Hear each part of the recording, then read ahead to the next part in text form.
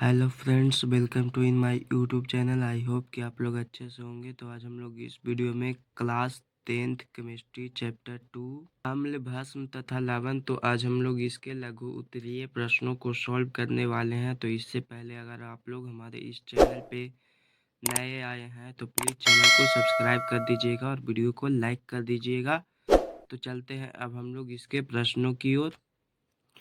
तो यहाँ पे पहला नंबर क्वेश्चन है कि ये निम्नलिखित में कौन से अम्ल पाए जाते हैं। यहाँ पे दिया हुआ है नींबू रस, दूसरा है इमली और तीसरा है सिरका, विटामिन सी की गोली, खट्टा दूध। इनमें कौन कौन से अम्ल पाए जाते हैं। तो आइए यहाँ पे इसका आंसर हम लोग देखते हैं। तो यहाँ पे इसका आंसर लिखेंगे। देखिए, नींबू रस में सिट्रिक अम्ल पाया जाता है, इमली में टार्टरिक अम्ल, सिरका में एस्टिक अम्ल और विटामिन की गोली में एस्कॉर्बिक अम्ल, खट्टा दूध में लैक्टिक अम्ल पाया जाता है। तो आप लोग लिख लेंगे। अब चलते हैं हम लोग दूसरे नंबर क्वेश्चन की ओर। दूसरा नंबर क्वेश्चन है कि निम्नलिखित अम्लों के आणविक सूत्र लिखें। यहाँ पे इन सभी का अनुसूत्र लिखना है। पहला है सल्फ्यूरिक अम्ल, दूसरा है नाइट्रिक अम्ल, तीसरा है हाइड्रोक्लोरिक अम्ल। पहला है सल्फ्यूरिक अम्ल, दूसरा है नाइट्रिक अम्ल, तीसरा है हाइड्रोक्लोरिक अम्ल और चौथा है फास्फोरिक अम्ल, पांचवा है कार्बोनिक अम्ल। तो यहाँ पे इन सभी का अनुसूत्र लिखना है। तो आइए यहाँ पे इसका भी आंसर हम लोग देखते हैं। तो यहाँ पे इन सब का आंसर लिखेंगे। पहला देखिए सल्फ्यूरिक अम्ल का लिखेंगे H2SO4, दूसरा है नाइट्रिक अम्ल का हो जाएगा HNO3, तीसरा है हाइड्रोक्लोरिक अम्ल का होगा HCl, चौथा है फास्फोरिक अम्ल तो इसका होगा HPO3, पांचवा है कार्बोनिक अम्ल तो इसका हो जाएगा H2CO3। तो आप लोग लिख लेंगे। अब चलते हैं हम लोग तीसरे नंबर क्वेश्चन की ओर। तीसरा नंबर क्वेश्चन है कि क्या होता है जब, हमें बताना है। पहला क्वेश्चन है कि तनु सल्फ्यूरिक अम्ल की अभिक्रिया जस्ता से होती है और दूसरा क्वेश्चन है कि तनु हाइड्रोक्लोरिक अम्ल की अभिक्रिया मैग्नीशियम से होती है। अब तीसरा क्वेश्चन है कि तनु सल्फ्यूरिक अम्ल की अभिक्रिया एल्युमिनियम के साथ होती है और चौथा है तनु हाइड्रोक्लोरिक अम्ल की अभिक्रिया लोहा से होती है। तो यहाँ पे इन सब में क्या रिएक्शन होता है हमें यह बताना है। तो आइए यहाँ पे इन सभी का आंसर हम लोग देखते हैं। तो यहाँ पे इसका आंसर लिखिए। देखिए यहाँ पे सल्फ्यूरिक अम्ल जो कि जस्ता के साथ अभिक्रिया कर रहा है। तो यहाँ पे देखिए जिंक सल्फेट प्लस H2 यहाँ पे हाइड्रोजन गैस बना रहा है जो कि वायुमंडल में चला जाएगा। यहाँ पे तीर ऊपर की ओर दिया गया है, इससे आप लोग समझ सकते हैं। तो आप लोग समझ गए होंगे कि यहाँ पे सल्फ्यूरिक अम्ल है जो कि जस्ता के साथ अभिक्रिया करके जिंक सल्फेट बना रहा है तथा हाइड्रोजन गैस बना रहा है। तो आप लोग लिख लेंगे। और दूसरा क्वेश्चन है कि तनु हाइड्रोक्लोरिक अम्ल की अभिक्रिया मैग्नीशियम से करा दी जाए तो क्या होता है। तो यहाँ पे देखिए ये रहा तनु हाइड्रोक्लोरिक अम्ल HCl प्लस Mg मैग्नीशियम के साथ अभिक्रिया कर रहा है। तो यहाँ पे देखिए MgCl2 यानी कि मैग्नीशियम क्लोराइड प्लस H2 यहाँ पे हाइड्रोजन गैस इसमें भी मुक्त कर रहा है जो कि वायुमंडल में चला जाएगा। तो आप लोग लिख लेंगे। और तीसरा नंबर क्वेश्चन है कि तनु सल्फ्यूरिक अम्ल की अभिक्रिया एल्युमिनियम के साथ होती है। तो यहाँ पे देखिए सल्फ्यूरिक अम्ल है, यहाँ पे एल्युमिनियम के साथ इसका अभिक्रिया हो रहा है। तो यहाँ पे एल्युमिनियम एल्युमिनियम सल्फेट यहाँ पे बना रहा है और यहाँ पे 3H2 यहाँ पे भी है जो कि हाइड्रोजन गैस का निर्मुक्त कर रहा है जो कि वायुमंडल में चला जाएगा। और ये सभी आप लोगों को आगे में ये 3 2 ये सब दिखाई दे रहा है जो कि इसे यहाँ पे समीकरण को संतुलित करके यहाँ पे इसको आप लोगों को प्रोवाइड किया गया है। इसका आंसर आप लोग समझ गए होंगे। तो आप लोग लिख लीजिएगा। 4 नंबर क्वेश्चन है कि तनु हाइड्रोक्लोरिक अम्ल की अभिक्रिया लोहा से होती है। तो ये देखिए यहाँ पे तनु हाइड्रोक्लोरिक अम्ल है HCl प्लस Fe लोहा के साथ अभिक्रिया कर रहा है। तो यहाँ पे देखिए FeCl2 फेरस क्लोराइड यहाँ पे बना रहा है और प्लस H2 यानी कि हाइड्रोजन गैस यहाँ पे मुक्त हो रहा है और यह गैस जो कि वायुमंडल में चला जाएगा। तो आप लोग इस तीर के चिन्ह यही दर्शाता है कि यहाँ पे जो कि गैस का निर्माण हो रहा है और यह वायुमंडल में चला जाएगा। तो आप लोग समझ गए होंगे और लिख भी लीजिएगा। तो चलते हैं अब हम लोग 4 नंबर क्वेश्चन की ओर। 4 नंबर क्वेश्चन है कि एस्टिक अम्ल एक दुर्बल अम्ल है तथा अमोनिया एक दुर्बल भस्म है। यहाँ दुर्बल शब्द का क्या तात्पर्य है। तो आइए यहाँ पे इसका भी आंसर हम लोग देखते हैं। तो यहाँ पे इसका आंसर लिखेंगे कि वैसे अम्ल जो जल में घुलकर सिर्फ आंशिक रूप में ही आयनित होते हैं वह दुर्बल अम्ल कहलाते हैं, जबकि वे भस्म जो जलीय विलयन में सिर्फ अंशतः है, यानी कि कम मात्रा में आयनित होकर कम मात्रा में हाइड्रोजन ऑक्साइड यानी कि OH माइनस प्रदान करते हैं, दुर्बल भस्म कहलाते हैं। दुर्बल अम्ल आंशिक रूप से आयनित होने के कारण इनके जलीय विलयन में H प्लस यानी कि आयनों की संख्या अपेक्षाकृत कम होती है। इस कारण इसकी संख्या विद्युत की चालकता कम होती है, यानी कि इसके जो आयन होते हैं वह इनसे होकर विद्युत का चालन कम किया जाता है। तो आप लोग समझ गए होंगे और इसका आंसर लिख लेंगे।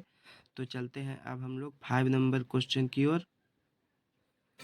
5 नंबर क्वेश्चन है कि इसका पहला कि प्रबल अम्ल तथा सांद्र अम्ल में भेद बताएं। तो आइए यहाँ पे इसका भी आंसर हम लोग देखते हैं। तो इसका आंसर हम लोग लिखेंगे कि प्रबल अम्ल जल में घुलकर काफ़ी मात्रा में हाइड्रोजन आयन देता है, जबकि सांद्र अम्ल में जल की मात्रा कम रहती है, इसीलिए यह कम मात्रा में हाइड्रोजन आयन देता है। तो आप लोग लिख लेंगे। अब इसका दूसरा नंबर क्वेश्चन है कि प्रबल भस्म तथा दुर्बल भस्म में अंतर बताएं। तो यहाँ पे इसका आंसर लिखेंगे कि प्रबल भस्म जल में पूर्णतः घुलकर हाइड्रोक्साइड आयन प्रदान करता है, जबकि दुर्बल भस्म जल में आंशिक रूप से घुलकर कम मात्रा में हाइड्रोक्साइड आयन देता है। तो आप लोग समझ गए होंगे और लिख भी लीजिएगा। तो चलते हैं अब हम लोग 6 नंबर क्वेश्चन की ओर। 6 नंबर क्वेश्चन है कि कार्बोनेट का उदासीनीकरण ऑक्साइड तथा हाइड्रोक्साइड के उदासीनीकरण से भिन्न कैसे होता है। तो आइए यहाँ पे इसका भी आंसर हम लोग देखते हैं। तो यहाँ पे इसका आंसर लिखेंगे कि समानता उदासीनीकरण अभिक्रिया के उत्पाद के रूप में जल एवं लवण का निर्माण होता है, जो कि अम्ल एवं भस्म के बीच अभिक्रिया संपन्न होती है, जबकि कार्बोनेट के उदासीनीकरण अभिक्रिया में लवण एवं जल के साथ CO2 मुक्त होते हैं। यहाँ पे ये देखिए, यहाँ पे सोडियम कार्बोनेट प्लस HCl यानी कि हाइड्रोक्लोरिक अम्ल अभिक्रिया करके पे 2NaCl sodium chloride plus H2O यानी कि जल प्लस कार्बन डाइऑक्साइड मुक्त कर रहे हैं, जो कि आप लोग यहाँ पे लिखा हुआ है। तो आप लोग समझ गए होंगे और लिख भी लीजिएगा। तो चलते हैं अब हम लोग 7 नंबर क्वेश्चन की ओर। 7 नंबर क्वेश्चन है कि pH प्रतीक में P तथा H क्या संकेत करते हैं, pH स्केल क्या सूचित करता है। तो आइए यहाँ पे इसका भी आंसर हम लोग देखते हैं। इसका आंसर हम लोग लिखेंगे कि पीएच प्रतीक में पी की उत्पत्ति पोर्टरेज से हुई है, जिसका अर्थ शक्ति होता है। इस प्रकार पीएच का मान विलयन में हाइड्रोजन आयन की शक्ति को निरूपित करता है। किसी विलयन में पीएच मान उसमें उपस्थित H प्लस आयनों की सांद्रता के लघुगणक के ऋणात्मक मान है। उसके बाद फिर लिखेंगे कि साधारण सूचक द्वारा अम्ल तथा भस्म की पहचान तो हो जाती है, लेकिन यह कभी नहीं कहा जा सकता है कि अम्ल या भस्म कितना प्रबल है। अम्ल की शक्ति उसके H प्लस आयन प्रदान करने की क्षमता पर निर्भर करता है। किसी विलयन की अम्लीय शक्ति उसमें उपस्थित H प्लस आयन पर निर्भर करती है। किसी विलयन में H प्लस आयन सांद्रण के निर्धारण के लिए सेरेंस ने 1909 में एक स्केल दिया, जिसे पीएच स्केल कहा जाता है। तो आप लोग समझ गए होंगे और लिख भी लीजिएगा। तो चलते हैं अब हम लोग 8 नंबर क्वेश्चन की ओर। 8 नंबर क्वेश्चन है कि 5 विलयनों ABCDE को यूनिवर्सल सूचक द्वारा जांच करने के लिए n विलयनों के pH मान क्रमशः 3, 1, 12, 7 तथा 9 पाए गए। इनमें कौन विलयन, यहाँ पे क्वेश्चन दिया है, उदासीन है, दूसरा है प्रबल क्षारीय है, तीसरा क्वेश्चन है कि प्रबल अम्लीय है, और चौथा क्वेश्चन है दुर्बल अम्लीय है, और पांचवा क्वेश्चन है कि दुर्बल क्षारीय है। तो आइए यहाँ पे इन सभी प्रश्नों का आंसर हम लोग देखते हैं। तो यहाँ पे इसका आंसर लिखेंगे। पहला क्वेश्चन था कि वो कौन सा विलयन उदासीन है, तो 7 pH मान होता है वह उदासीन होता है, तो आप लोग लिख लेंगे। दूसरा क्वेश्चन है कि प्रबल क्षारीय, तो यहाँ पे जिसका यहाँ पे 12, तो यानी कि 7 से जितना ही अधिक होगा वह उतना ही अधिक क्षारीय होता चला जाएगा। और तीसरा क्वेश्चन है कि प्रबल अम्लीय, तो यानी कि जिसका पीएच मान 7 से जितना ही कम होता चलेगा जाएगा वह पदार्थ उतना ही खट्टा हो जाएगा, यानी कि अम्लीय होता चला जाएगा। तो लिख लेंगे पीएच मान 1। और 4 नंबर क्वेश्चन है कि दुर्बल अम्लीय, तो यहाँ पे जिसका भी पीएच मान यानी कि 7 से कम होता चला जाता है वह दुर्बल होता जाता है, लेकिन थोड़ा कम कम होता है, तो यहाँ पे 3 इसका आंसर लिख लेंगे।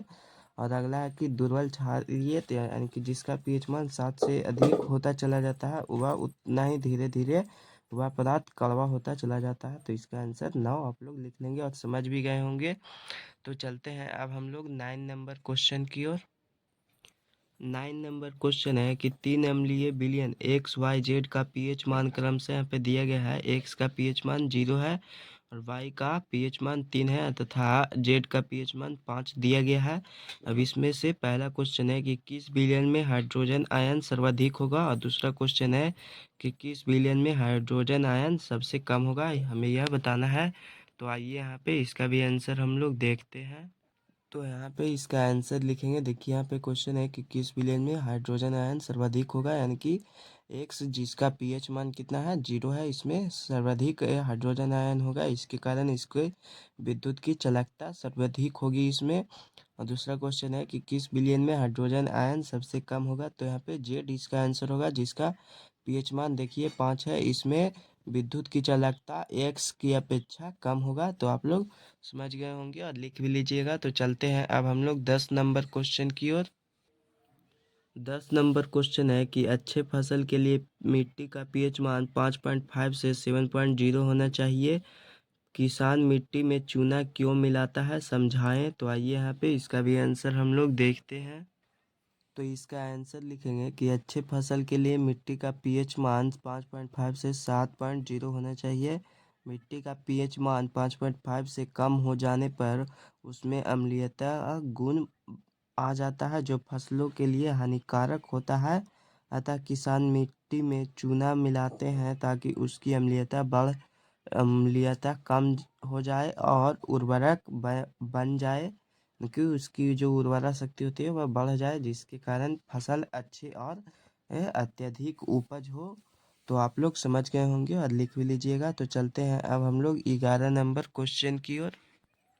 11 नंबर क्वेश्चन है कि अम्ल पित्त का पीएच मान 1 से 3 के बीच होता है, तो बताएं। पहला क्वेश्चन है कि अम्ल पित्त अम्लीय है या क्षारीय, हमें यह बताना है। और दूसरा क्वेश्चन है कि अम्ल पित्त पीएच मान 1 से 3 के बीच किस पदार्थ के कारण होता है। तो आइए यहाँ पे इसका भी आंसर हम लोग देखते हैं।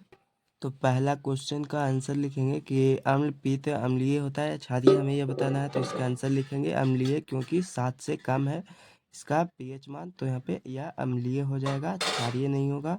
और दूसरा क्वेश्चन है कि अम्ल पित्त का पीएच मान 1 से 3 होने के बीच किस पदार्थ के कारण होता है, तो यह होता है हाइड्रोक्लोरिक अम्ल के कारण, यानी कि HCl, जिसका अनुसूत्र होता है।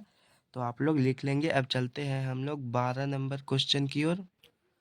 12 नंबर क्वेश्चन है कि अग्निशामक यंत्र द्वारा आग बुझाने की क्रिया को रासायनिक अभिक्रिया द्वारा, हमें यहाँ पे रासायनिक सूत्र के द्वारा समझाना है। तो आइए यहाँ पे इसका भी आंसर हम लोग देखते हैं।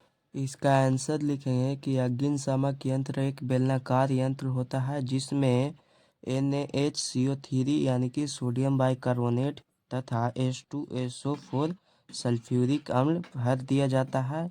ये दो पदार्थ एक घुंडी के सहारे एक दूसरे के अलग रहती है।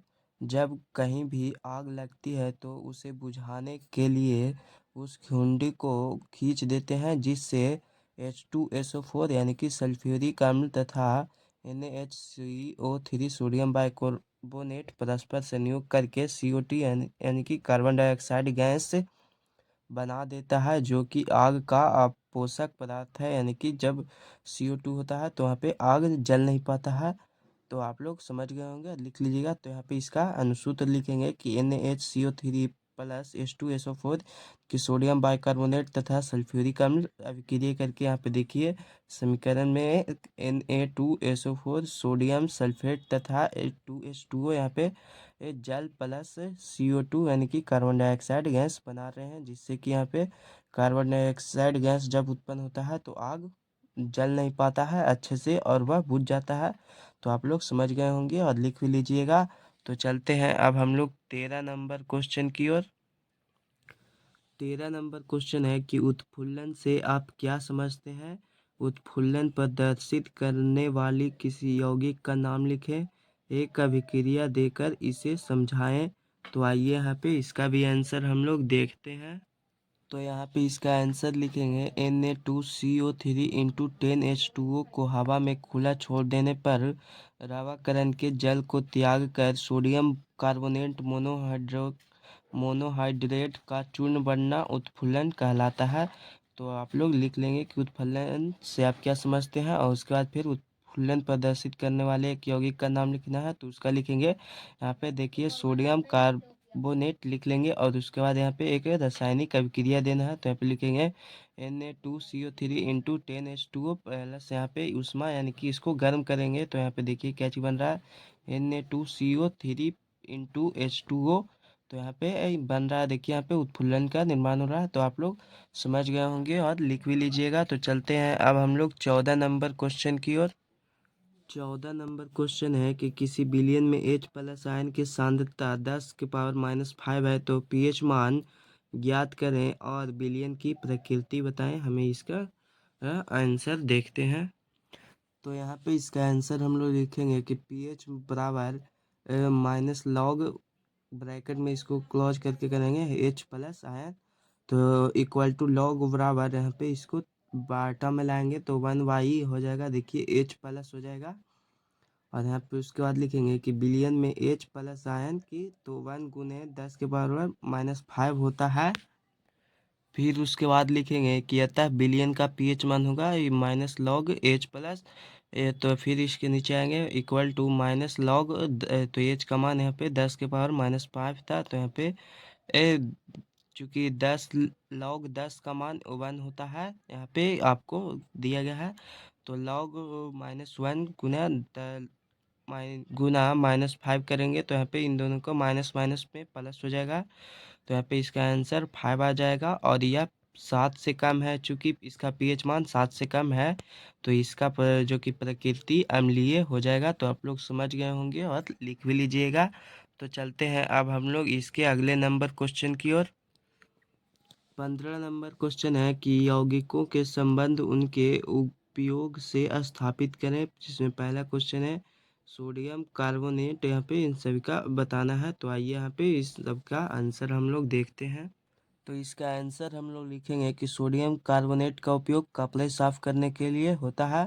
और दूसरा है सोडियम बाइकार्बोनेट, जिसको बेकिंग पाउडर बनाने में किया जाता है। और तीसरा है प्लास्टर ऑफ पेरिस, तो इसका सांचे बनाने यानी कि मूर्ति जो बनाया जाता है वह प्लास्टर ऑफ पेरिस से ही निर्माण किया जाता है। तो आप लोग लिख लेंगे। अब चलते हैं हम लोग 16 नंबर क्वेश्चन की ओर, जो कि लास्ट क्वेश्चन है। 16 नंबर क्वेश्चन है इसका पहला कि सोडियम हाइड्रोजन कार्बोनेट को गर्म करने पर प्राप्त उत्पादों के नाम लिखें। और दूसरा क्वेश्चन है कि उपयुक्त में निहित अभिक्रिया से संबंधित रासायनिक समीकरण लिखें। तो आइए यहाँ पे इन सभी का भी आंसर हम लोग देखते हैं।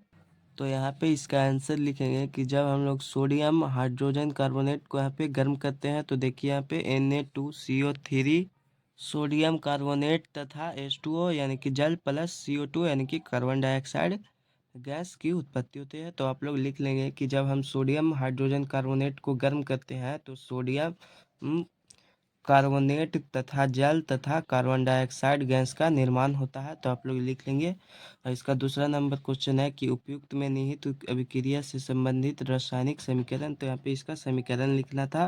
तो आप लोग यहाँ पे इसका समीकरण भी वही लिख लेंगे कि NaHCO3 यहाँ पे हो गया सोडियम हाइड्रोजन कार्बोनेट, और इसको गर्म कर रहे हैं। तो देखिए यहाँ पे Na2CO3 यानी कि सोडियम